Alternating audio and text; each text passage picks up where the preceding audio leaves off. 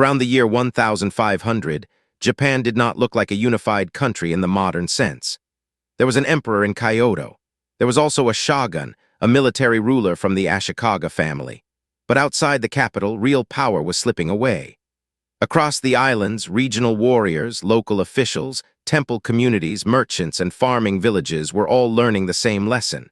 If the center could no longer protect order, power had to be built locally. This is the beginning of one of the most dramatic eras in Japanese history, the Sengoku period, often translated as the Warring States period. But the story is not just about samurai battles. It is about what happens when a political system loses the ability to decide who is in charge.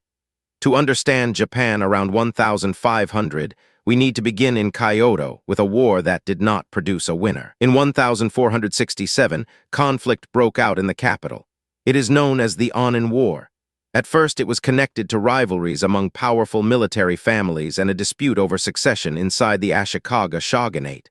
But once violence began, it spread beyond a simple family conflict. Major warrior houses entered the struggle. Kyoto, the symbolic heart of Japan, became a battlefield. For roughly 10 years, from 1467 to 1477, the fighting devastated the capital. And when it finally ended, there was no clear new order. No side had truly solved the problem. The shogun remained, but the shogunate's authority was badly weakened. That weakness changed everything. Before this collapse, many provinces were governed by military governors known as shugo. They were officially connected to the shogunate. In theory, power flowed from the center outward.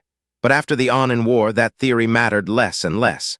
In the provinces, whoever could collect taxes, command soldiers, protect land, and negotiate with local groups became the real ruler. This created a new kind of political figure, the Sengoku daimyo. A daimyo was a regional lord. But the daimyo of this age were not just aristocrats with inherited titles. Many were military entrepreneurs. Some rose by defeating rivals. Some overthrew their own superiors. Some built alliances with local warriors. Some controlled trade routes, mines, ports, or rice fields. Their power came from practical control.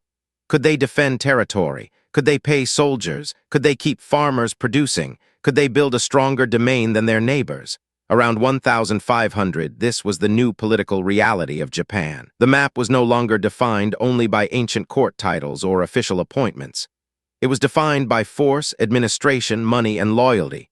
And this changed the landscape itself. Castles became more important. Not yet always the huge stone castles people imagine from later Japan, but fortified residences, mountain castles, and defensive towns. A lord needed a base.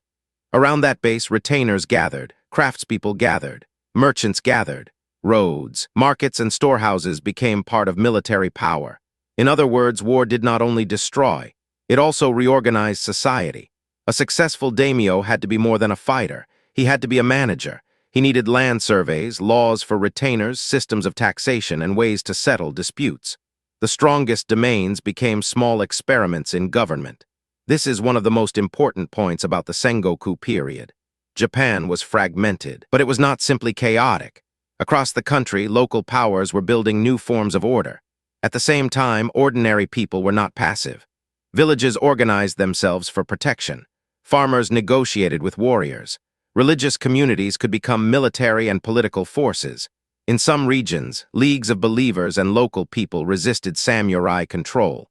The fall of central authority opened space for many groups to act. This makes the period feel surprisingly modern in one sense. Power was being tested by results. A name alone was not enough. A noble family name was not enough. A distant order from Kyoto was not enough. If a leader could not defend land, gather resources, and win loyalty, someone else might replace him. This is why the years around 1500 matter so much. They showed Japan in transition. The older medieval order had not completely disappeared. The emperor still mattered symbolically. Kyoto still mattered culturally. Zen temples, tea culture, ink painting, poetry, and classical traditions continued to shape elite life. But political gravity was moving outward. From Kyoto to the provinces, from inherited office to local control, from courtly prestige to military and economic capacity. And as the 16th century continued, this fragmented world would become the stage for three famous unifiers: Oda Nobunaga, Toyotomi Hideyoshi, and Tokugawa Ieyasu. They did not appear from nowhere. They rose because Japan had already been transformed by a century of local warfare, local government, and local ambition. So when we look at Japan around 1500, we should not only imagine swords and battlefields. We should imagine a broken political center, a capital still rich in culture but weak in command, regional lords building their own states, villages trying to survive, markets and castles growing together, and a country slowly being remade from the ground up. The Sengoku period was a time of violence, but it was also a time of invention. Out of fragmentation came new systems of rule. Out of local conflict came stronger domains, and out of this divided age came the conditions for Japan's eventual reunification.